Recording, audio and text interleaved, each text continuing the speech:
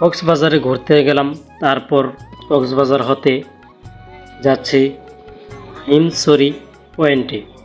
হিমছড়ি যাওয়ার সময় রাস্তার পাশেই অনেক উঁচু উঁচু পাহাড়, অনেক গাছ পাহাড়ের মাঝে দাঁড়িয়ে আছে। খুবই কঠিনভাবে ফটো। তো হিমছড়ি যাওয়ার উদ্দেশ্য হলো লাল কাঁকড়া দেখার উদ্দেশ্য। আসলে দেখতে পারি নাই লাল কাঁকড়া। এটা হলো হিমছড়ি জাউ বাগান। এর পাশেই ঘেঁষে রয়েছে সমুদ্রের বিচ, আর বিচের মধ্যেই রয়েছে মানুষের কোলাহল। ভিডিওগুলো যদি ভালো লাগে অবশ্যই লাইক, কমেন্ট, শেয়ার করে সাবস্ক্রাইব করে সাথে থাকবেন।